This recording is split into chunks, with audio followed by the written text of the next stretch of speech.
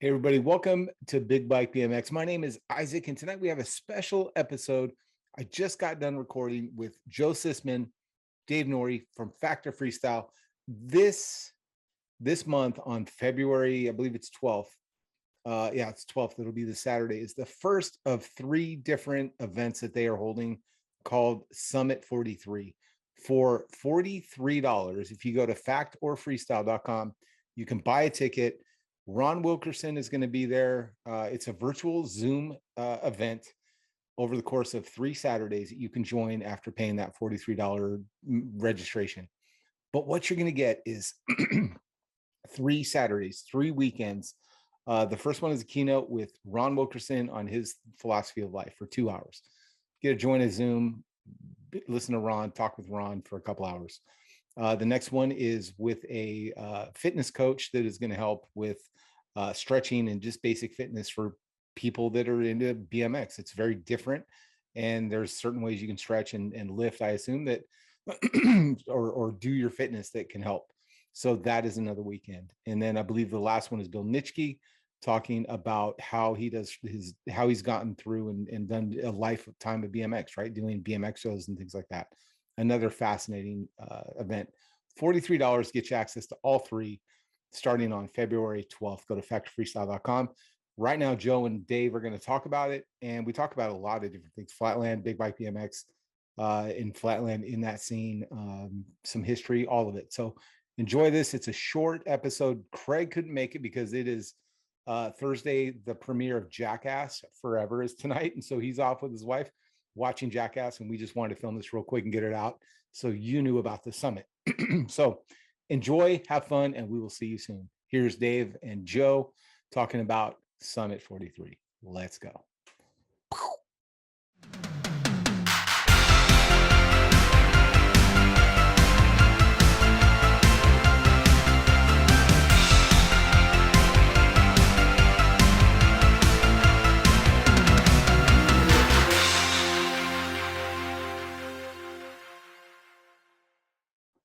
What's up, everybody? It's Isaac from Big Bike BMX, and I am super psyched today because we have a special, I don't know what you call this, like a special edition of our podcast.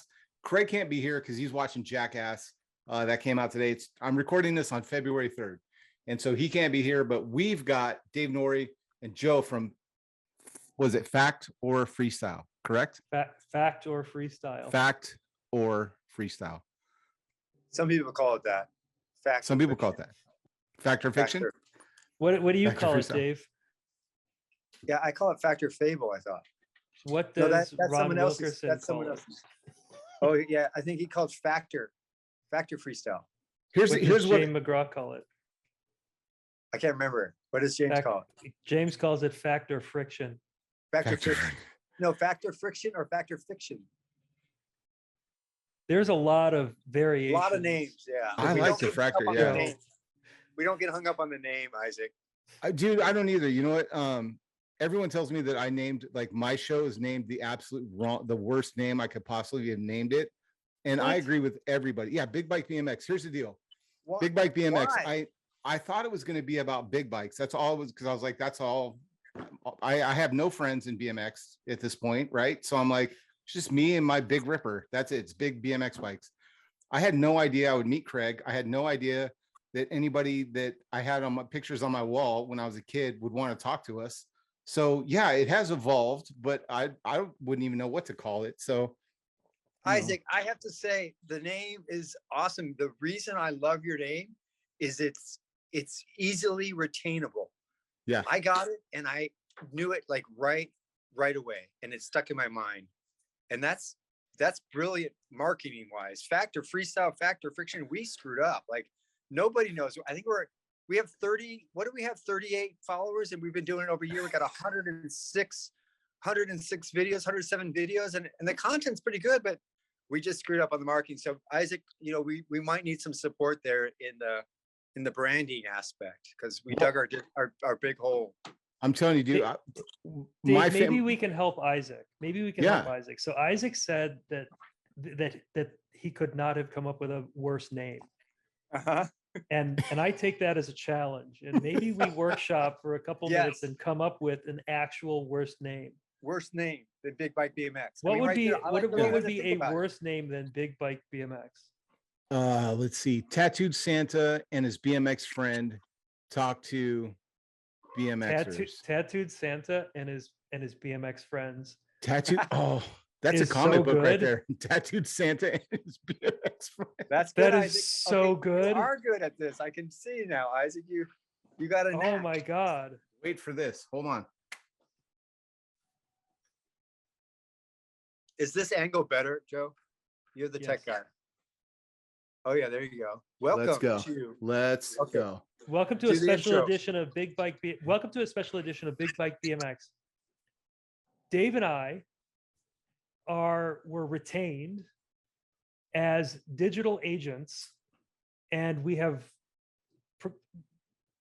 pitched the Tattooed Santa and his BMX friends is the new name of Big Bike BMX. It rolls right off your tongue, but it's actually the most accurate. And it's so easy to remember. I love it. You guys, so all right, here we go. Let me get back in the saddle.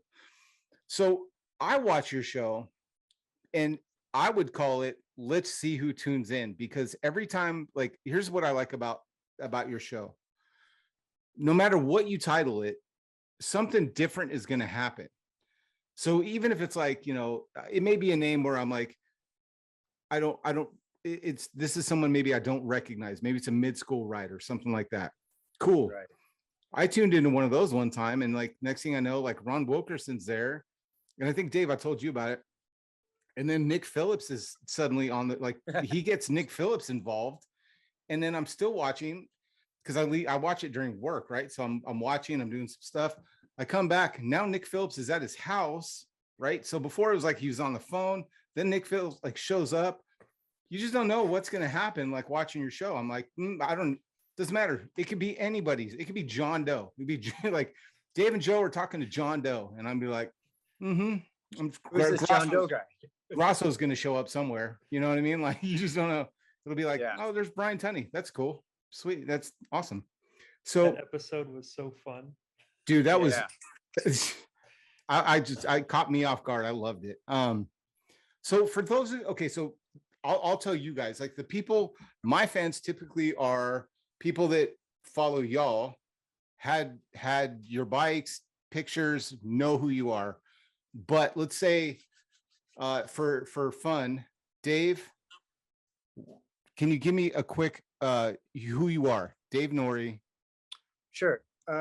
I'm a guy that used to ride bikes and was a street rider and got into flatland in the 80s and hung out at the beach a lot with a lot of riders that became like fundamental in the sport of freestyle and specifically flatland. And then I just I never gave it up. So I continue to focus on riding, having fun, doing flatland and pushing my abilities. And then offering some of the amazing experiences that I've had over the years through different avenues. And one of them is on this particular podcast that Joe and I do called Factor Freestyle. Yep. And that's me in a nutshell. I'm like freestyle through and through from day one to the last day. I talked about this the other day. Like my goal in life really at this point is I'm like 80, maybe 85. Yeah, I think 85, because that's when I actually invented the Gumby. If I could do a Gumby at 85 in front of maybe 50,000, no, let's say 85,000 people, that would be like my aim in life, my biggest aspiration. We can make that happen. That's easy. I promise you more than 85,000 people. Here's the thing. I promise you more than 85,000 people had a picture of you doing a Gumby on their wall growing up. And so we've got plenty. How old are you right now? We got plenty of time. Let's see. Did I just turn 56? I think, yeah, I'm 56. Done, dude. You just tell me where it's going to be. I got 29 years. Where did you? I don't know, Joe. What do you think as far as? I think it has to be virtual. No, there has to be some live element to it. What was the first contest you ever did the Gumby at? Oh yeah, that's a good point. It was Jack Murphy Stadium. I actually, Joe's got a story where he thinks I was in seclusion for 2.5 months because of the Gumby vendetta, because Dean Palacio actually did Here we the go. Nori handstand, right? Here Before you we heard that go. story. Yeah, so Dean Palacio got in the magazine first, and he did it in the contest before I did. And I saw this and I was devastated, but I still did my trick, which I then called the Nori handstand. And Joe's story is that I was so hurt and so devastated that I went into seclusion for 2.5 months between the contests and made up the Gumby. My story is that I was out practicing before my run. My mom was taking pictures and she says, take your hand off doing this one handstand on the pedal. And then I crawl underneath to kind of like almost relax and kind of take a break. And it turns into the Gumby, and she freaks out and says, you have to do that in your run. So there's conflicting stories here. And the 85 Jack Murphy Stadium, which is no longer, you know, it was Qualcomm, and they actually just tore, Paul, did they tear it down completely? Tore down and almost It's torn down completely now. So that's where I did the first one. So maybe it's San Diego. I guess that would make sense. I have plenty of friends in San Diego. SD Biking is a huge club that rides big bikes out there. We're gonna make this happen. We'll put it down. Okay, Joe. First of all, let me ask you, how many Instagram accounts do you have? That's the first thing I've always wanted to know. There's like none. I think it's 43. Probably like 6 or 7. Which ones do you want? Which ones can you tell me? Like, which ones do you want to share and explain to me? Because I may not be following all of them. But I want to make sure I got them. So there's Joe Cicman. There's some that are dormant, and congratulations to Dave for convincing everyone that my name is Cicman. It's pronounced Cicman. And Dave spent a year telling everyone that it was Cicman, which is very, very funny. Although it's now Cicman because of the story that you shared, that was very, very heartfelt, that I realized I'm not going to mess with your name ever again. There's plenty of other things for you to mess with. So who do I run? Yes. My pride and joy is Scuffington Post. And it's written in the voice of someone who is screaming back at the new school aesthetic and how scuffing was, there was a coup, an aesthetic coup. Scuffington Post ended up petering out during the pandemic. So I do have the Joe Cicman one, which I acquired from a nefarious hacker who created it in my likeness. And I had to contact Instagram and provide them authentication in order for them to recover that account, give it to me. And then I had a suspect, and that suspect's other accounts mysteriously disappeared. So I think that some justice was served. I have Terradome. Oh, sorry. I do. Let's see if my camera will do it. Yeah. I'm trying to get your avatar, dude, because I want. Yeah, it's not going to show up. Oh yeah, we can't see it so well. It's a shoe it's a shoe scuffing a donut, and you can't miss it. It's perfect. It's perfect. I have so much pride in that. You should. You definitely should. Okay. So Joe, tell me, and what you're doing. Okay, go ahead. Yeah, tell me what else. What other ones are there? I'm going to go real quick. Yeah. Terradome BMX. So in 2009, 2009, me and some buddies rented like an old manufacturing building for the winter that we called the Terradome, since a portmanteau of like terra as in earth and dome as in enclosure. And it happens to sound like the Public Enemy song. I've had multiples of those. And so we rebranded a Sports Science Research Center. And our motto is the science of the feeling of disbelief. And we test how getting into a right-brained state boosts athletic performance. That's a tip I got from a sports psychologist. Okay. I have Factor Freestyle. I have Footprints in the Spam, which is my flagship That's And the then one I couldn't think of. And then I have BMX build roast that I started once RL did the straight cable, and I was like, this is very dangerous. And I went through all the builder tags, and everyone who had like a straight brake cable or they had a gyro on with and they ran a regular rear cable, I just roasted that like mercilessly. But after a month or two of operating it, it was very hard for me to find straight brake cables and detanglers. So I know it had a very positive effect. Pure gold, you guys. It's Pure, so funny. pure gold. You get, like, can we get the bars a little more forward? And we just need one more GT sticker. I think it just needs one more. And that's Chicago style. You ran your bars like that. You ran your bars a little bit forward, Chicago style. We gotta have a long discussion about handlebar. Because here's the thing. I look at how far forward your handlebars are, and I assume that's how much meth you ingest. Is like the farther forward is how much. That's my meth barometer. It's my meth barometer. Yeah. So yeah, maybe that's just growing up in NorCal, but yeah, dude, it's like the farther forward, the farther forward you have your bars, the more you illegal drugs. Yeah, the more drugs you probably are on. Especially as a grown up, as an adult. Like just being honest. So you guys, I'm sorry, I just got an update. My brother's going to Hawaii. Oh, nice. Right now? Congratulations. Yeah, he's leaving right now. When are you going? No, in June or something. July. That'll be fun. July. I'm a big fan of. I've only been once, and it was great, but it was also like a vacation, so it wasn't real. I don't know what it's like to live there. Maybe your brother could keep it down during the show. Maybe your brother could keep it down. Which one? Yeah, that's going to be asking a lot. It's going to be me, right? No, hang out. Hey. Oh, hey guys! I didn't realize that Dave was the one disrupting the brother talk. With his internet friends. It is my room, but we're changing rooms, so I'll go. No, Dave. Before you go, who's your favorite brother? No, I'm going into the closet. Okay. Going back into the closet. And so you're going in. Are there wine coolers in that? Yeah, there's some Lowenbrow and some wine coolers. Some wine coolers.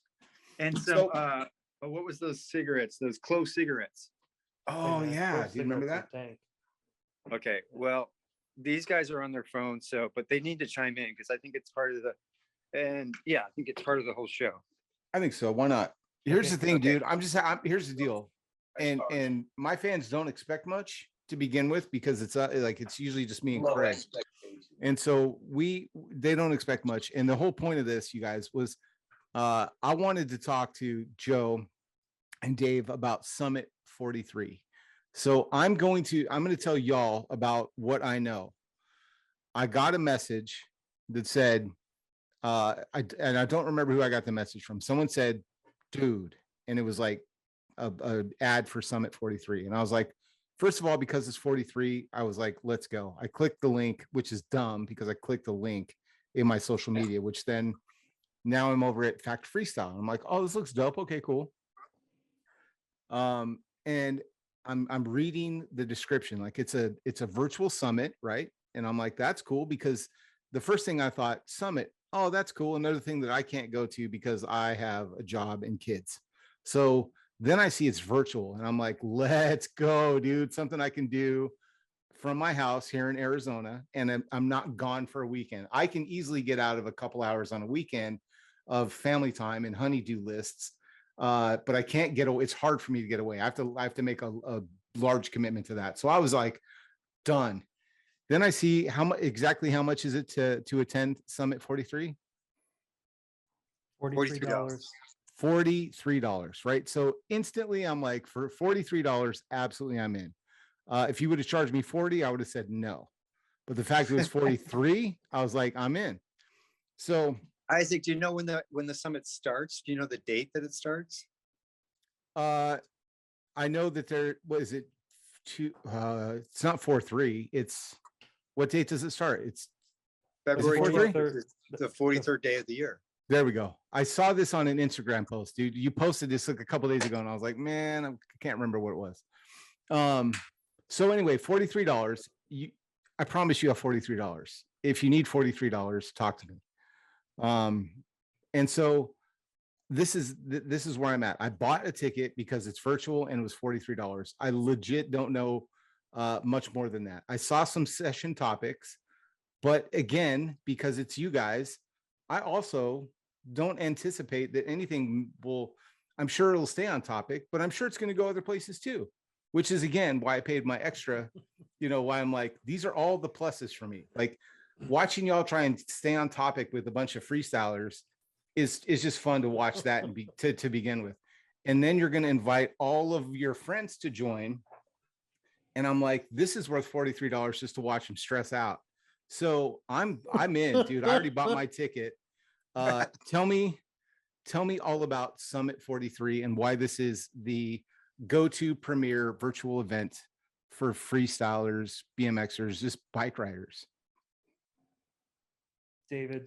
Okay, I'll start. I know Joe has a lot to say as well, but so Joe and I have been doing this podcasting for a year or so, and we were kind of feeling like we wanted to reset and make sure that we're holding the integrity of our pranks and our humor is not getting too far off track and too far down a road that may ruffle some feathers. So I think I kind of took that initiative on, and I wanted to create a place that we could offer some of the great wisdom that we ran into. And so, because I feel like everyone can sit down and enjoy 2 hours around Wilkerson on life. And that's our keynote speaker, like spending 2 hours with Wilkerson. And the only topic is life and his perspective on life, how he looks at how he's operating in his world now and what he does on a day-to-day. And when I invited Ron, he says, I don't need 2 hours. I'll take 3 minutes. And that was that's exactly why I signed up. I wanted to sign you up, Ron, because you have it in a nutshell, so concise and so clear in your mind. And I think that's a gem. So Joe and I have discovered these gems over the last year, and we want to offer it. And we want to offer it on a ridiculously reasonable price, because you get 3 summits, they're 2 hours each, and it's $43. And not to go in with really high expectations, like you said, Isaac, because it's not as if it's life-changing, but the possibility's there. And then the next summit is going to be on, which I really think can be life-changing in the sense of the physical aspect, is Scott Hagnes and his Unlimited Ride. Both Joe and I have been working with Scott, and we're it's unbelievable, our transformation that we can go into in details with. But in a nutshell, we're able to ride better, feel better, and overall great health through basic, crazy, amazing stretching that you're not going to get from any other physical therapist, in my opinion. He's not only because he's a rider and he knows the BMX and what we're trying to push our bodies to do, but just he's very knowledgeable in other sports and other athletes. And again, 2 hours with Scott, if it clicks, you could do more with him. And then the third guy is Bill Nitschke, and Bill Nitschke again came on our show, and we're just like this. He has got the energy that is unforgivable, and he's been able to generate a livelihood through something that he loves and is passionate about for 40 plus years, through doing BMX shows and promoting BMX, and primarily doing school shows. And he was hit pretty hard with obviously the pandemic. Yeah. But we know that he is still a go-getter, and he's got a lot. And Bill's whole thing is that I'm not just going to dish it out and just give it to you in black and white. You have to find it. He's going to he's got these almost trade secrets that if you're on top of it and are listening well, you pick up on it. So I like that little bit of mystery of it. So between those 3, it really covers a whole diverse a range of experiences that potentially could turn into who knows what for whoever's joining. Yeah. So that's kind of my summary of what it is and what we're trying to do, making it very reasonable and enjoyable and fun. That's cool. That's really cool. This sounds like it was your idea though, Joe. Was this all your brainchild? Well, on the DL, we did take some of these stories, ridiculous stories from last year. Joe Johnson had ants in his pants. The whole thing about The James apology was McGraw- amazing, by the way. I just want to say that. And the fact you guys are being so serious, I feel bad. Like I have to go back and go, Dave, I don't think that was just Joe's idea. I was trying to troll you. And he played it so serious and you didn't He did. budge. He did. Yeah. And I was like, oh God, they're not responding. That was a bad joke, dude. So I didn't want to like interrupt Joe, but then, it was like perfect time. But go ahead, dude. I'm sorry. That was a perfect LEU. But Well, we saw here. loved So it. here's the thing: we went in with some ridiculous premises, but when we heard people explaining why they did it and the circumstances they were faced with, it became pretty like epic. And we're like, hold on a second, what would motivate a guy to do that? And that's when we realized that these are really remarkable human beings. And there were things that they did that made them remarkable. Things that they believed that made them remarkable. And we want to bottle that. And we want to sell them to people who are looking for a life coach. And my intent is to make Dave rich from this. As you should. See, I got to tell you guys, this is why I think this is so cool. Because I'm at an age where conferences and things like that are an annual part of my life. Like yeah. Pre-pandemic, I would speak at least once a month, one weekend at least during the month. I would go somewhere at work and talk about WordPress and just talk about the internet and coach businesses. And so I understand this format really, really well. And I do this for other things that I'm really passionate about. Like I see people, I have good friends that go to like horror con and they're like, right. Oh, I met Jason, the guy that played Jason. Yeah. I live in Phoenix, Arizona, and they have something here called SkaterCon. This year, yesterday they announced the fourth annual one. And it's basically just the old bands that you loved that were garage bands show up, and Lance Mountain and random pros show up, sign autographs, talk. They'll do they'll watch Animal Chin, and they will do a commentary, behind the scenes commentary, what it was like filming it, stuff like that. BMX, I didn't have that, right? There's the old school reunion, but I can't go to that. I don't know anybody there, and I only see the footage that comes out of that. And so there's nowhere for me to go to hang out. There's One Love. I can go to One Love Jam one time a year and hang out with everybody. But again, the first year I'm going to be overwhelmed. The first year I'm going to feel imposter syndrome. I'm going to feel like all these people are clicked. I'm not part of the clique. Then I promise you, I'm going to feel like my tricks aren't good enough, and I'm not going to want to do tricks in front of like Dave and Joe. So that is a horrible spiral. Yes, you see the spiral. We got to fix it early so mm-hmm. that you can get on the dope. You could dopify, right? As opposed to on the holy shit of shit. Right. Yeah. Right. I feel you, dog. That scary part. It's that first, like, I mean, the thought of hanging out with BMX pros sounds so fun. Like, I'll be honest with you, it's great. I'm describing that first jam circle that you ever went to that wasn't like you and your friends, where you were the big fish in that small pond. You know what I mean? That moment. And so this is a real easy way that people that are introverted can attend a conference, because you're doing it from the safety of your own home. And if anytime I feel uncomfortable, it's easy for me to go boop and just turn off my camera on a Zoom call and just listen to, Bill and Ron. And what was the athlete? What was the coach? The trainer? Scott Hagner. Scott, Hagnes. and listen to Scott talk, right? So it matches everybody where they're at geographically, globally. And so I'm excited because I want to meet other BMXers that think the same way I do, because I think the same way you guys do. We're all in the same age bracket. We all remember looking at trick sequences in magazines. We all begged our mom to buy the new magazine.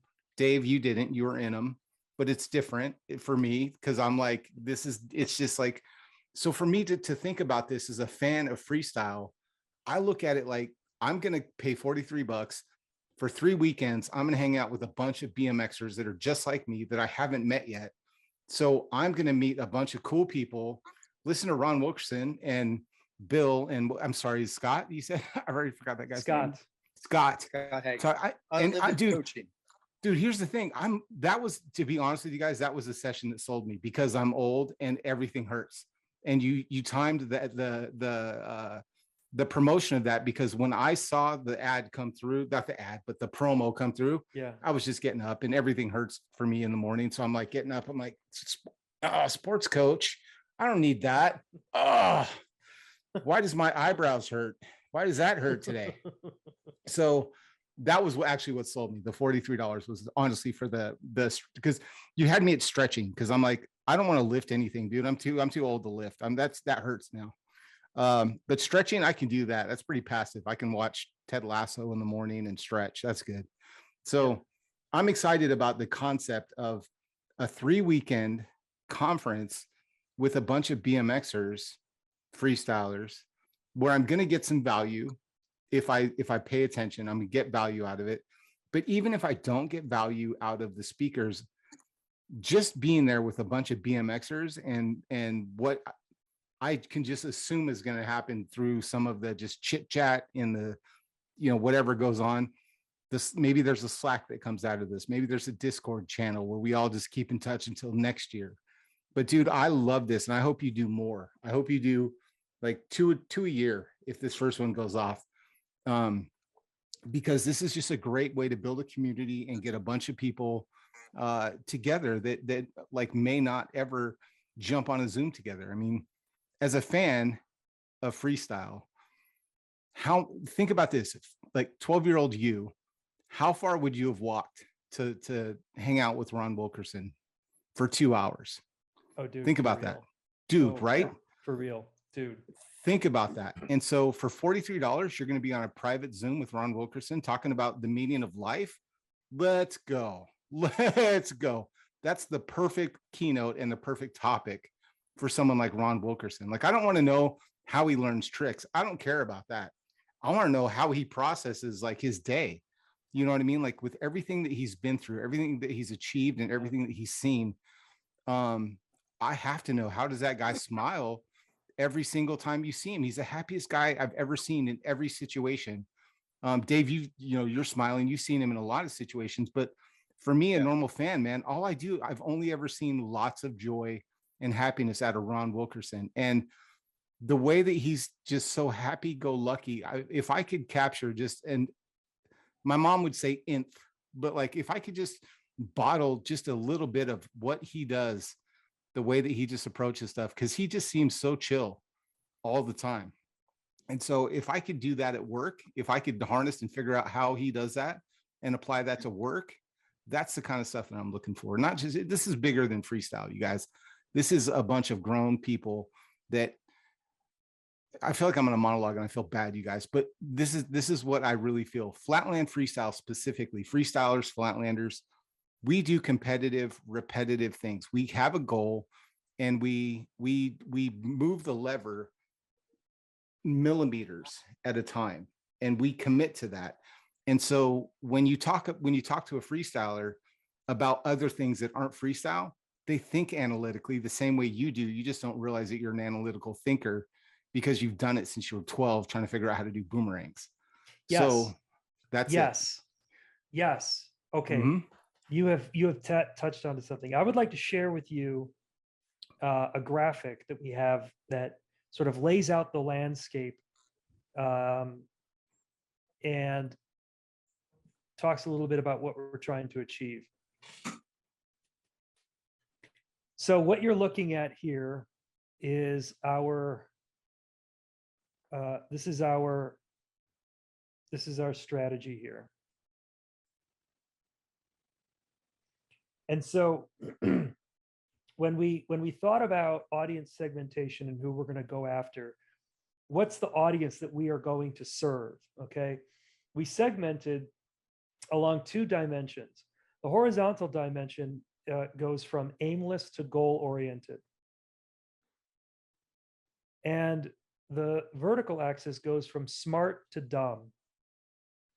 Joe, I'm gonna describe this for people that are listening and aren't watching, so to help them. So I'm looking at a graphic and it says we're creating a secret society of dumb oriented or dumb oriented goal people. And so you're looking, imagine this, you close your eyes and think of 4 squares, just a square broken into 4 squares. If you work in a technology type business, think of a 9 box and think of, instead of a 9 box, think of a 4 box, right? So left to right, aimless to goal oriented, and then vertical from bottom to top, smart to dumb. Okay. Continue, Joe. So we thought about who can we serve? And so we worked our way through this graphic and we said, what about the smart people who are aimless? And we said, well, here's how you would describe the people who are smart but aimless. These are the people that you see on Facebook who post walls of text telling you how something is. Their goal is to get you to change your behavior or to trigger you into an argument that they can then win. We don't think they need us. We don't think we have anything to offer them. We think there's plenty of people out there serving them, as evidenced by all of the other people's thoughts that they put into that giant wall of text and yell at people about. They're aimless because they're not achieving anything. They're just picking fights and trying to get other people to revere them. We're not going to serve that. That is a red ocean. There are plenty of podcasts serving that segment. So then we say, well, what about the people who are smart and goal-oriented? Well, you probably don't know who they are. You probably know them. You probably know of them. But you probably don't hear what they're doing because they're not telling you what they're doing. They're doing it. We don't think that they need to be served. Now, there's going to be some wisdom that we have that will be needed by someone who is smart and goal-oriented, but they already have it. So they don't have a deficit. We're not filling an unmet need of theirs. That too is a red ocean. There's plenty of podcasts there. So then we ask ourselves, what about the dumb and the aimless? Well, we make some comedy that probably would be consumed by the dumb and aimless, but there's a lot of people creating comedy that serves the dumb and aimless. That is a red ocean. What we believe is a blue ocean. What we believe is an audience segment that is entirely overlooked is the people who are dumb and goal-oriented. Now, here's why I say dumb. When we asked, why do you BMX? And we asked lots of people why they BMX. And we look at somebody who's in a parking lot grinding. We know they have ability. It's isolated to just BMX. But the way they view BMX and their approach to BMX is applicable across their lives. They just don't realize that then. One could say dumb as in asleep. We're here to show them that there are other people in BMX that have applied those BMX principles to other things in their lives. We believe that this is a blue ocean because we believe that dumb people who are goal-oriented are entirely overlooked. Furthermore, we think the only way to really get them is to create a secret society. Because I will ask you, Isaac, as a professional at GoDaddy who does WordPress stuff, would you, as a professional, publicly join a society of dumb people? We don't think you would join. It has to be a secret society because we don't believe that dumb people will self-identify. I don't, here's the thing. I don't know. Yeah. I mean, I wouldn't say like, oh, hey, I'm one of the, I would wear a shirt that says like, I'm a dumb oriented goal person. I would totally wear that, you know what I mean? Like, because I want people to stop and ask me about it. You know what I mean? Cause I want to be that guy. Okay, well then we'll create, all right, so we'll create, it's a secret society, but it's an open secret. Yeah. And no one would believe it in the first place, but it's legitimately a secret society. Yeah. And It's let me like a interject. game. Let me Yeah. interject here too, Joe, because I think that I remember when you came up with the dumb oriented goal people, and I really struggled with the dumb aspect because I wanted to make sure it Well, wasn't dumb conveyed. oriented, not Yeah, dumb people. Dumb exactly. I oriented. didn't want to convey that it was dumb intelligent. So I think of it as when I think about what you talked earlier, Isaac hit kind of the point where I would go out for hours on end on my bike and just do whatever came to mind. And I just it was freestyle and doing that over and over and over with a goal in mind, which was to become, have more tricks in my repertoire and become a show rider. And it wasn't like I was trying to become this, I don't know, this ultimate, rider that has all these tricks.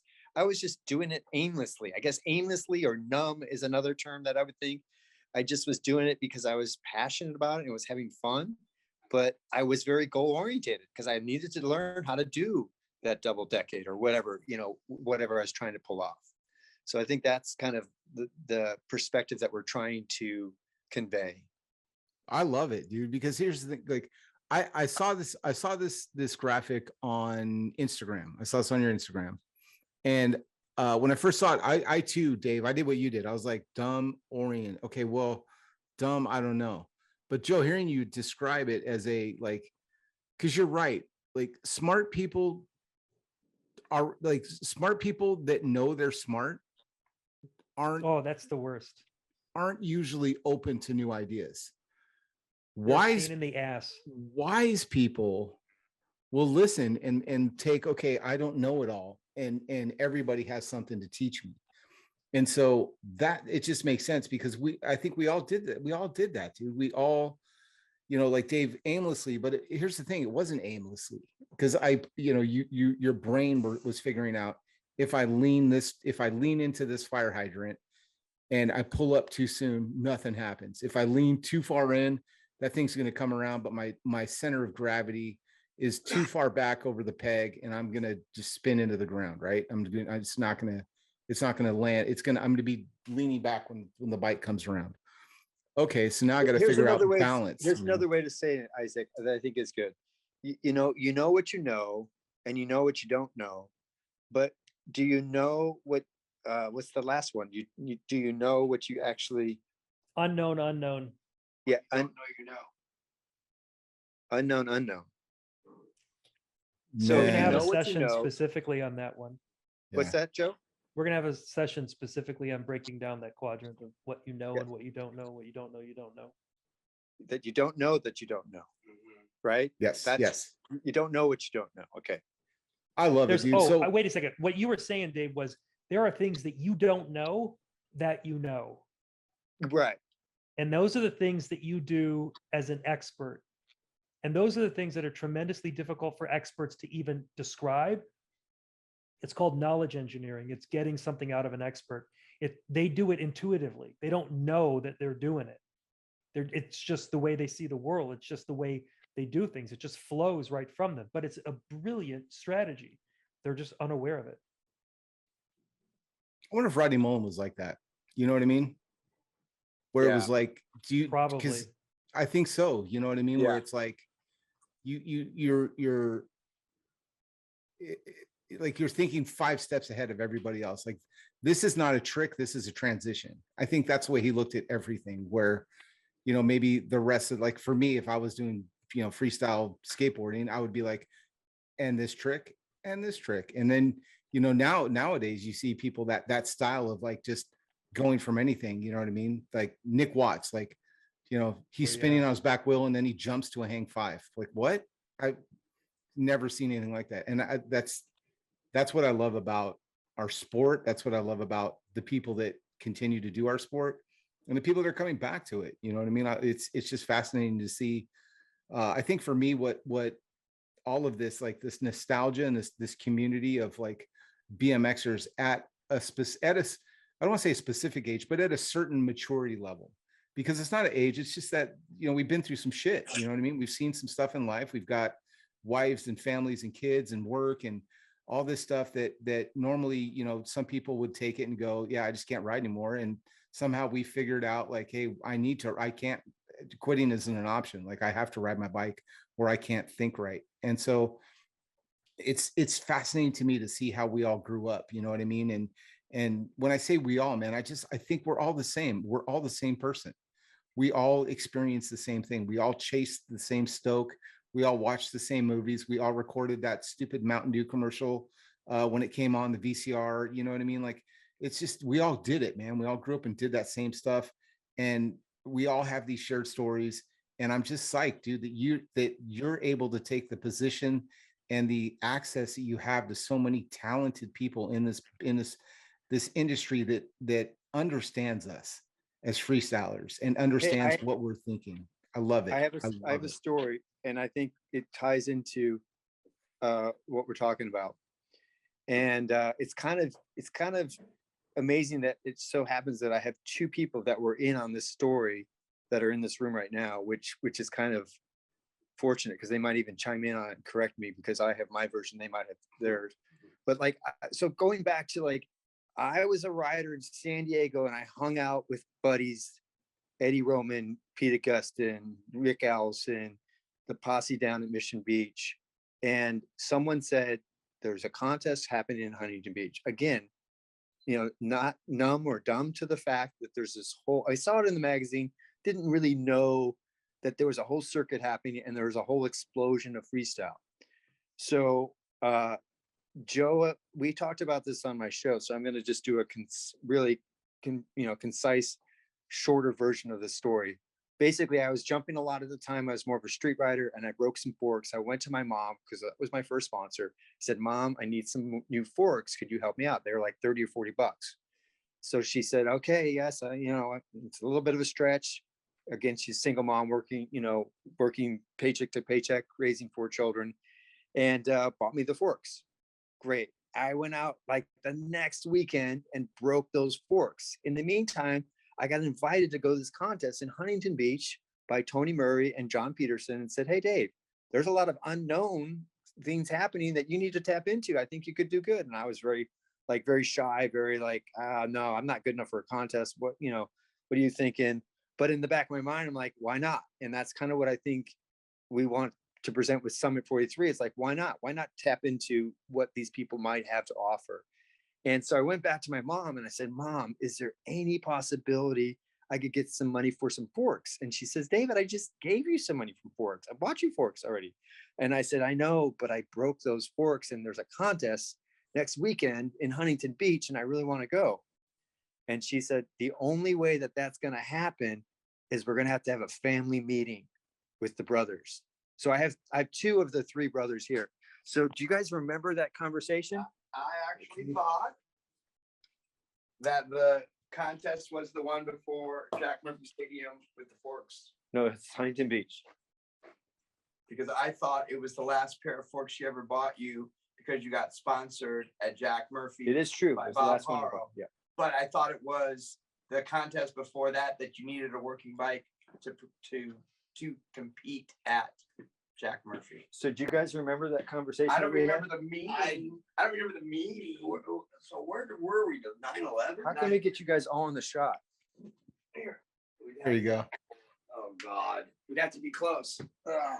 Dave, introduce real quick. Dave, who are we talking to? This is the oldest one in the chair, obviously. How can I can't get this angle. There you go. You're making me seasick. There you that's go. Paul over here. 3 Nouries right there, you guys. Dave Nourie and his brothers. Okay. The Nourie Boys, like the UFO song. It all started. We're the Nourie Boys, and we got nothing to lose. This is the last pair of forks I'm ever gonna buy you, boy. I don't remember the conversation, but my handlebars were pretty far forward at that point. Oh my God. Probably scraping my knuckles on the pavement. Oh my God. I was on the full tilt boogie. Oh God, that's too good. I love I that. understand what that means. I think you probably do. I don't. Where was that at? That would have been 9/11. Yeah, 9/11. Yeah. So, yeah, unfortunately, there are some blank spots, some strange mental blank spots in my life. But Well, what I remember is that we sat down and my mom said, if we're gonna buy these forks for we're gonna David, take food out of our mouths. we're gonna have to live Yeah. off of the remaining food that's in the cupboards Right. until paycheck. It seems like Joe is just distracted. I'm kind of embarrassed by the fact that he's just like, Keep going. I'm Joe's listening. the funny I'm one. always no, he's listening. texting his girlfriend or something. Up in the How corner, the hell did with you them know? How the hell did you know that I was texting my girlfriend? I know Just a you. guess. I've been working with you Isn't for he over the a year one that now. brought up the honeydew list? Yeah, the Rolodex. Wait, no, the honeydew list. This show, right? This episode, right now. Yeah. Somebody brought up a honeydew list, and he's not even married. Isaac did. Oh, that's okay. me. No. Yeah, I'm married. Wait till you get married. The honeydew list is way worse. Oh, it never ends. Yeah.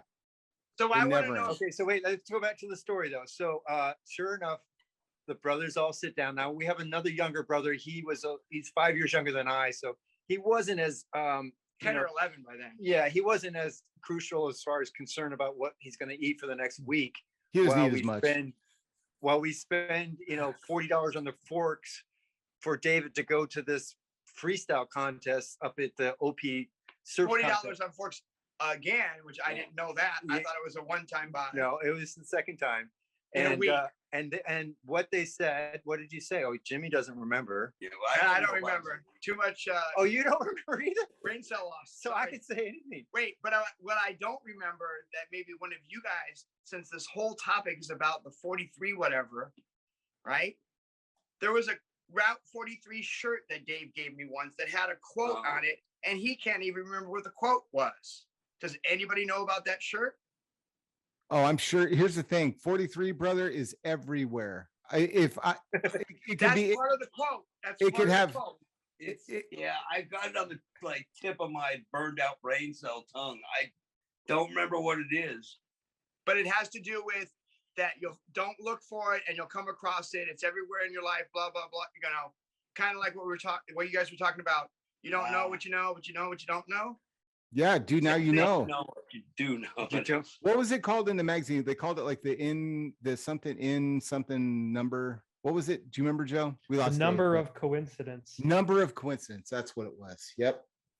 Dude, I was there for that, dude. And I remember the first time I heard about it was Carl Roth, Chris Roth, Roth. and Aaron Dull and McKee. I'm trying to think who else was there that day. Emerson would have been there. Carly Garcia would have been there. Mhm. But dude, it was just like they were like, dude, Carl's just freaking out. Carl's all into it, dude. He's just like, it's everywhere. It's everywhere. And then he looks over and like he asks somebody like, how many what sprocket do you ride? 4317. He's like, and then he went off. He was just like, told you. Because everyone else was like 4416. Someone's like 4317. No. And so that at that point I was like, yeah. And so then you start seeing it everywhere. And even as a grown-up, then you have to go and explain to your weirdo friends why you're so weird about telling them why 40. You're like, hey, 43. Oh, now I have to explain this to you. So I didn't know the story about it, and I would always see people with 43. And for years, I was just like, okay, whatever. I'll hear the story. And Ray, it came up, and Ray was like, Joe, you're going to take this too far. And I started looking for it, and like I was asking, I was like, what do you got? What kind of 43s you got? Did you see any 43s today? And he's like, I just don't know if you are ready for it. I'm like, I'm ready for it. I'm ready for it. I'm ready for it. And as I started to find them, I would send them over to him, and he's like, "I'm actually very concerned Yeah, for you." dude. I'm like, "No, I can take it. I can do it. I got this." 43 is everywhere. Welcome back, Dave. Yes, Did we unfortunately, lose Joe? Dave Yes. spent No, Joe's all his here. money There's on- Joe. Dave spent all his money on forts as a boy, and he can no longer afford a freaking A phone that has a decent battery. phone with a good battery in it. I mean, I just told him, dude, if you buy a new phone, like what wears out on these stupid things, it's the battery, dude. I got a new phone, and the battery will last me 2 days. The whole I re- flight. I relate, man. I'm the last person to like get the new iPhone. So I usually wait till it's like 20 minutes of battery life, and then I'm like, You no, already still said straight. iPhone. I stopped listening when I heard iPhone. I'm sorry. Oh, I'm an Android guy. It's just, it's whichever one you pick up first, I feel like. It's whichever one And- Cricket gives me. And I put an iPhone in my hand. It's like I got a foreign, like I'm like, it's like I just get real. I don't know what I know. It's like politics, right? It's like you pick a What's side and that? you just stick. It's like politics. You pick a side no matter what. You're like, this is it. Yeah. Well, it's like, I don't know. It's just like the first time I had an iPad, I had the mouse in my hand and I went to right click and I go, "Where's the button?" He goes, "There is no right click." And I was like, "What? Like what? What do you mean there's no right?" Like I couldn't even wrap my head around that. I understand, dude. I was a Windows guy my whole life until 15 years ago. They handed me a Mac and I didn't know what to do. Now you hand, It's, you yeah, hand me a, literally, I'm just too lazy to learn, I guess, whatever. Dude, It's just, if you were to hand me a Windows computer, I wouldn't know what to do. I'd be like, I'm just gonna end up getting a virus, and where's Napster? I just need Napster. Give me Napster. I'm gonna give you a Windows device, and I'm gonna. where's Napster? Where's Napster? And I got a virus. I need all. You had to sit there and look for like a key one. You had to look for the right like the connection that was going to take 3 days to download one 3-minute song. Yep. End up with like 15 pop-up windows and 19 viruses because you had to have a Papa Roach CD. So life another little fact that I want to share is that Jimmy, my oldest brother, is the one that really showed me how to do the first few, like bunny hop. I taught him a bunny hop bunny hop and kickouts. That was the first two things. And I remember they used to set up cans or bottles Right. on the curb in front of the house Right. and ride down the street. So it wasn't just to hit the can or the bottle, but you had to get high enough to get over the curb Right. too. Right. The beginning of slap. What's that, Joe? What was that game that they called it? Swap rock. Now I don't know why they call it swap rock, because You're I not don't swap- see any swapping. No, you just see slapping. not Yeah, it's more swap like slap rock. you know? It's Yeah, more we're like gonna call it slap rock. Yeah. Yeah. Uh, That's fine. These Slap slap rock. rock. Slapping. Slap. Are you a slapper? Schlep rock. We'll have Oh, to- wait, hold on a second. Hold on a second. Yeah. This is true. So Kyo Hayakawa did this amazing link. It was like I forget what the hell it was. It was some spin. He jumped like decades over to Lard Yard, and I'm watching his foot, and he is schlepping like hell. And then Scott Powell hits me up, and he's like, "I think I'm going to do Kyo's trick tonight," and he sends it over. And then Kyo is like super stoked on it. And I was like, did you tell Kyo that he schlepped? Did you tell the #1 rider on the planet right now That that we he know schlepped? of, yeah. Great. And I think That's the funny. answer was no. We guessed already. We already know. Scott's good, dude. I love watching that guy ride, especially on that green 26. He's incredible. Dude, Yeah. he for a minute there, he was like, he would send me clips. Like I was like, tell me about that bike. I need to know more about that bike. You know, and it was just amazing. Speaking of, I'm gonna be in Cleveland at the Chenga to do a class on the, what is it? 19th. It's on the 19th. 19th, right? 19th. Joe, are you gonna still be able to make it? Oh yeah, I took that Friday off. Cool. So actually, Joe and I will be there, and Scott will be there, obviously. And so that's another thing that we can put a plug out there. We're gonna basically just do. Chris Young and I kind of started it off, and Joe's joining us as well. It sounds like so. it's a little, we're calling it a skills class because we don't want to say flatland and have somebody that is intimidated with flatland, which Isaac, we talked about before. It's just freestyle. Like back in the day, we didn't necessarily, we called it ground and ramp, but we all initially just freestyled. And so we hope to get some riders, younger riders maybe that want to learn a little bit of some bike skills that crosses over into all their riding, flatland, park, dirt, street, what have you. Dude, I would So I was love thinking about this. So I'm sorry, let me jump into this. So I was thinking Yeah. about this the other day. There's a lot of flatland, like high-end flatland, okay? But what we don't have is a teaching methodology that allows people to enjoy flatland recreationally, Yes. right? Let's That's do what it. happened with alpine skiing is once they learn, once, because I was a ski instructor and I learned the history of alpine skiing once, and they, for years, they thought it was just natural talent. But when there was a person who figured out how to teach alpine skiing, and then it was learnable by lots of people, and the recreational industry for skiing took off. Flatland does not have a teaching methodology that makes it enjoyable and recreational to people. It's all insane weirdos who like they have their indoor spots, they have their own spots, they buy houses with barns. That's way too elitist. Present company included, right, Joe? I'm sorry? Present company included. You bought a house with a barn to ride your flatland. Yeah. While that is true, Well, I cannot deny this. I'm talking about the elitists.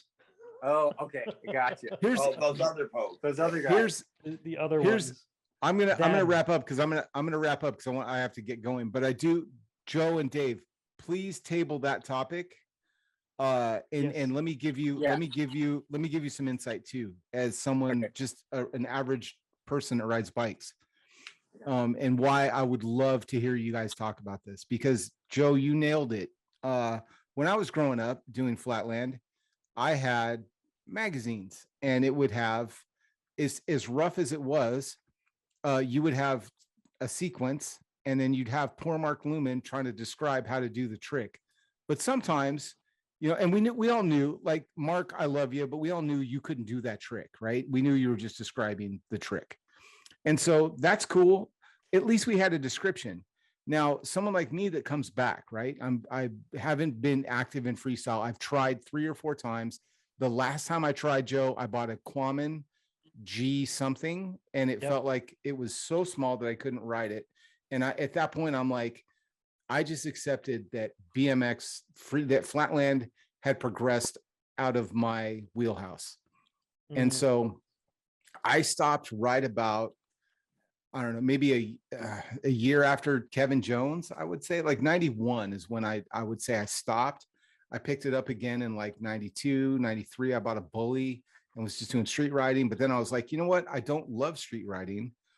I like being a loner in a parking lot or a tennis Yeah. court. And so I bought a Quaman, didn't work out. And so now if I come back and I look at modern flatland, there's no way that I look at that and I go, that's my sport, because I don't see my flatland in flatland. Now I respect it, obviously, right? Because I'm watching these guys, just like, to me, if I, as an old school flatlander coming back, all I see is, I guess, what you call turbines. I just see spinning. And to me, that's not enjoyable. I like that cruising down, doing like a long hang 5. You know what I mean? That feeling of that is what I'm chasing. That almost, or watching, and now I'm super conscious and I'm not saying his name right. Is it Tooney or Tunney? Brian Tunney or Tooney? Tunney. I will watch Brian Tunney's Instagram doing that stupid Undertaker. I caught myself 20 minutes, I'm not joking, of me just sitting there watching him do that, trying to, like, good God, how cool is that looking? Yeah. And how cool would that feel? So I can relate to that. But modern flatland is so fast. and it's so far removed from what I grew up with, I wouldn't even know how to start. So the fact that you would have, like a fundamentals of, because the fundamentals of flatland, I guess a long way to describe what I'm trying to say is the fundamentals of flatland today are very different than the fundamentals of flatland that I grew up on. I still think you need to know how to do hopping tricks to get basic bike balance and bike control so you can get the bike back underneath you.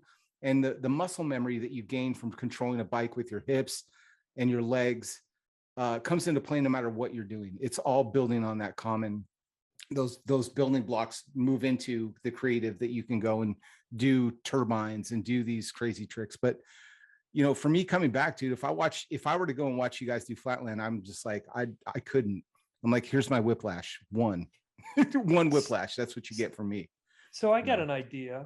Okay, so Isaac, I don't know if you're aware, I did a series of bike videos, of 24-inch bike videos called 2-4 Flat. I did not know that. Where do I find it? If you Google, like, spell it out 2-4 Flat, you'll get to my YouTube channel. I did them with a buddy of mine up in Cleveland. We did 5 together, and then I completed the second trilogy solo. And what I found was, well, first off, trying to do flatline on a 24-inch, it has its own, like, the gyroscopic effect is just incredible. 26 is even more insane, but 24 is a big deal. And so in order to do tricks, there were certain tricks that I could do, and it was a little bit like running with ankle weights, okay? But it occurs to me that there's only certain techniques you can do your first day on a 24-inch. And yeah, it was really a lot of fun. Dave, maybe what we do is I build up that Sunday, which I got from Sunday, so I'm still very grateful to Jim C. Shout out to Jim C. Sure. And build that thing up, put the gyro back on, put the brakes back on, and then do tricks on 24-inch. Yeah. I when I was in Indianapolis, I did a little bit with Bill Nitsky, and someone had a 24-inch, and it was a lot of fun. But I want to circle back just for a second, Isaac, because there's an important point I want to try to convey, and that is when we talked about the recreational aspect of flatland, I think they've done a really fine job in Japan, where it's common to take your kid to a flatland scene, class, group, team, what have you, as it is soccer in the States. And I think the difference is that there's an accepted, there's a culture, there's a community, there's a fun element, and there's not as much and they're doing new school spinning tricks. I mean, the Japanese riders that are young are doing it. So I don't think it's necessarily old school, new school. It's just the school of freestyle or flatland specifically. And I feel like if you're here in the States and many other places in the world, it's a lot easier to tap into a culture, to get a bike and go to the skate park or go to street riding or go to the dirt jumps. There's just not as much of the culture. The culture I grew up with was Mission Beach, and go and perform in front of basically people and play music and get a crowd. And there's just not as much of that conveyed in their world. A lot of people are on, digital devices, and they're not out there doing it as much. But if they are, they're going to roll into a bowl and fly out and learn to do tricks. It's very easy to get sucked into that. So the solution, I would say, is that, well, contests, classes, things that are events that people can, get exposed to it, like we did when we did shows, and try it out. And then I always say, when I do a class, I say, hey, I'm going to be gone. You guys exchange numbers, or, pick a day and a spot and come and ride, and don't have any agenda other than just to hang out and have fun. And that's where I think the recreational aspect can come back in, whatever school of riding you're doing. I love it, dude. I think it's fantastic. And you guys, I'm going to share my screen real quick. Give me 1 second. There we go. I'm going to share. Here we go. If you go to YouTube, just search Joe Cicman. There you go, right there. Do a screenshot real quick. Go to YouTube, and then I scroll down, and you will find the edits that Joe's talking about. 2-4. They're down here about 10 years ago. 2-4. Just look for that on his page that you see right now and do a screenshot. You can find his page. Go learn some flatland. You guys, why I think this is so big is right now and I know Dave, you just said like, you know, different aspects of sport, but I would say in my sport, in the bike life, the big bike, the wheelie bike community, these kids are hungry, dude, to do cool tricks. Surfers are huge. Surfers are so huge. Bar rides are like, people do a bar ride and it'll get 1 million views, like standing on the handlebars. And here's what it is. Flatland today for bike life, these kids is they're just emulating what they see like motorbikes do. So through the streets of any urban city, you see the guys out there doing knee knockers and wheelies, standing on the seat and cans and doing that on dirt bikes. They're doing it on 29, 26, 27.5 bikes, and they're slaying it, dude. And they're doing wheelie combos, like knee to seat to jump to this, to jump from one peg to the other peg, or jump from the peg to the pedals. And they're creating their own freestyle of 2022. And the thing about it is I can't help but, because I grew up and I have such a passion and love for flatland because of what it did for me in my life and what it's the fundamentals of what that sport has given me as a person and what I've achieved because of the rules of flatland, meaning like the dogma of flatland, right? Has awarded me so much in my life and has blessed me incredibly. And so I'm dying for these kids to see these fundamental tricks, like hopping on the back pegs, doing Miami hoppers and boomerangs and decades and things like that, because they just haven't seen it and they're looking for it. And so seeing tricks like, watching Joe do decades on a 24-inch bike, that's going to inspire some of these kids to go, I can do more than just wheelie down a hill. I can have a lot more fun on this big BMX bike, because they're going to get to the point where, like we all did, where we were like, I don't want to do a contest anymore. I don't want to sit in this parking lot for 5 hours. I'm going to go do manuals and wall rides for a month and then come back and do something else.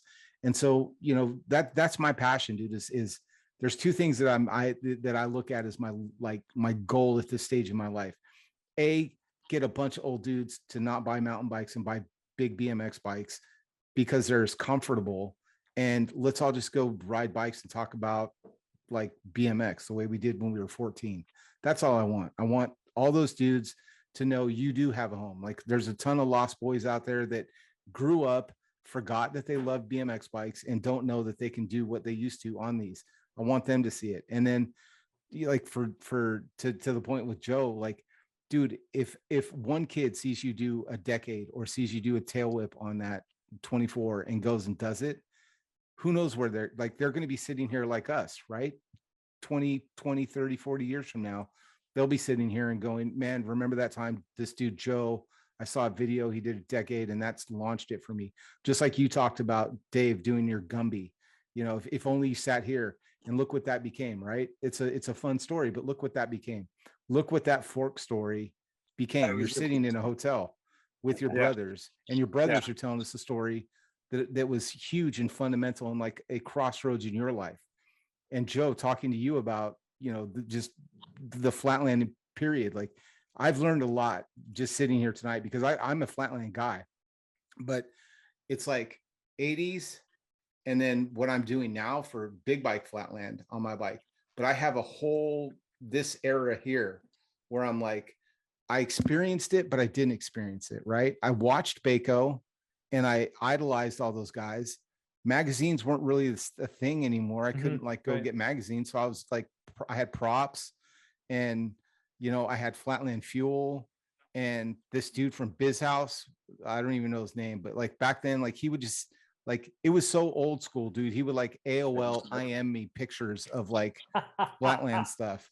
And I remember he's like, dude, I'm going to make a stem. And I was like, what? And then I feel bad. I don't remember his name, but I remember buying Sean White. Sean White. Is it Sean that's White? Sean White? It's Sean White. Sean? Yeah. Oh, that's funny, dude. I didn't know that was Sean White. Okay. Yeah. Now I feel like an idiot. Grips. But we talked about on Factor Freestyle with his grips, and he had the ring grips. Yeah, dude. I had a pair of those on that Quammen I was just telling you about, and I bought them from Pat at Flatland Fuel because the whole selling point I remember. This was like This is probably 20 years ago, dude. I don't even know how I remember this, but the sales pitch was you can add as many rings as you need so you can have short grips or long grips, and you have to cut them. And I was like, that's brilliant.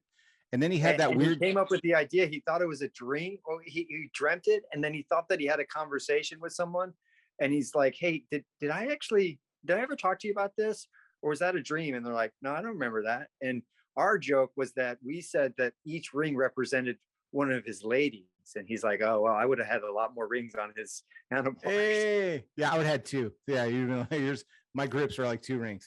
But dude, yeah, like here's how you know he's lying, because he's a Flatlander, right? Ramp guys got the ladies. Flatlanders, no girl was going, "Can I go watch you do boomerangs for 6 hours?"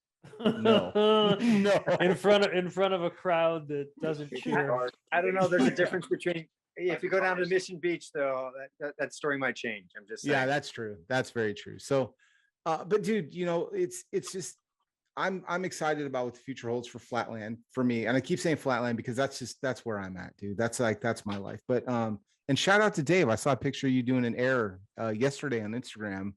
Somebody posted like a picture. It was a 4-foot air, Joe. It was like 4 foot. It was a big dude. It was a big air for the 80s, right? It was pre Matt Hoffman, dude. So it was like no Matt. Brett Downs says that Joe has to do a 4-foot air. You're getting closer though, right, Joe, to get on the plywood hood. So I got this idea one afternoon, and I thought it was a brilliant idea.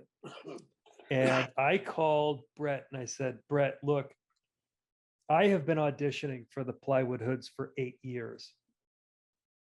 And I know that there's a residency requirement. You have to live in York. But Brett, this is a pandemic. And I think times have changed.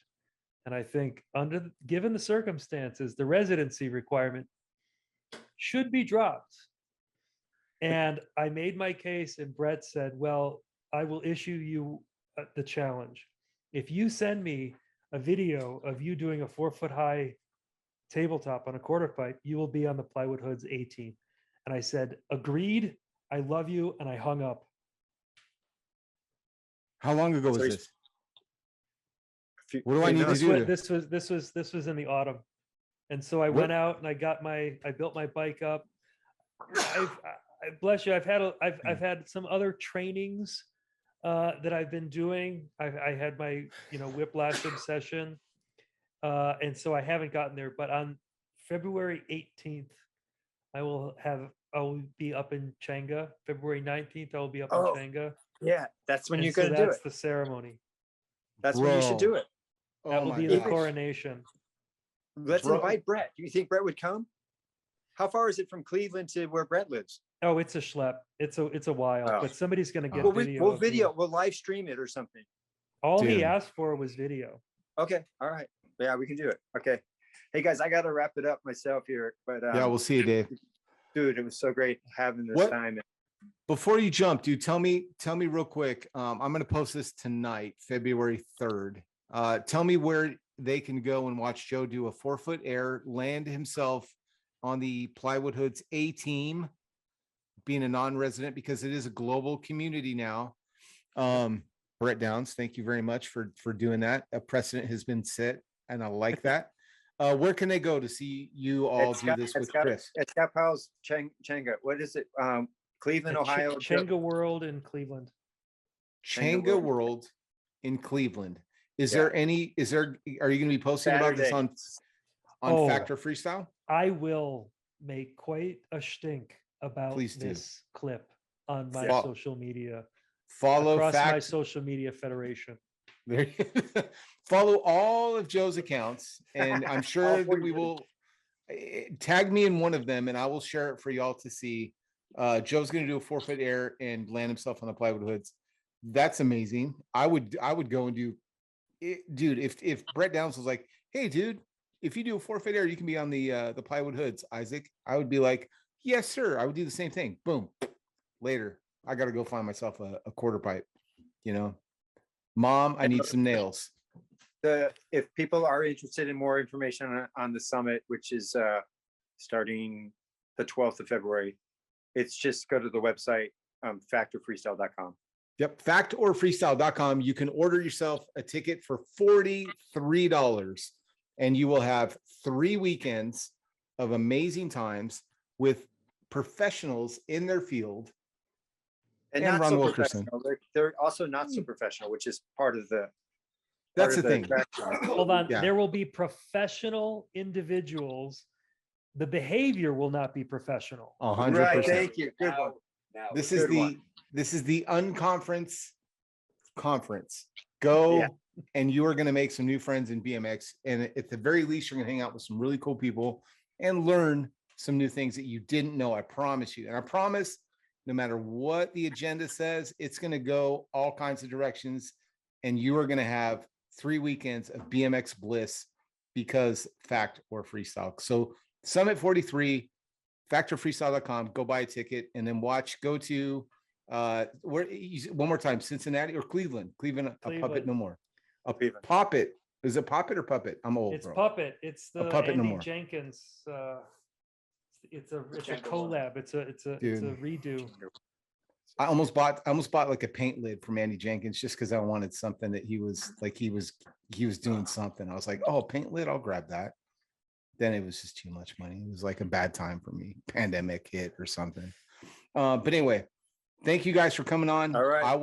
I will see y'all soon. Thanks for tuning in to the special edition of Big Bike BMX with Joe Cicman, Dave Nourie, Summit 43. I'm going to be there. You should be there. Come hang out. We'll see you then. Take Hey, care. wait just a second. Wait, I have last little update. I just got Do a it. message. Sorry, Joe. I just got a message. This is how it was a beautiful outro, Dave. And now you're I know, like, but right when he said it, I just got a message and I cut it off. Large Ray really misses you. He just sent me a message. So, Joe, you need to give a little love to Large Ray. Okay. yeah, I missed Dave. I missed Ray's text. So Yeah. I've been apologizing all evening. Yeah. Text him back, dude. You got some work to do there, Joe. All right, guys. Thank you so much. We'll see you, Dave. Tell All your right. brothers, thanks for coming on. Joe, thank you so much. We'll Word. see y'all. Thanks for having us, man. Take care. Yeah. That's Bye-bye. only the beginning of him. Oh, there he goes. It's still on, right? All right. Thanks, guys. See you, brother.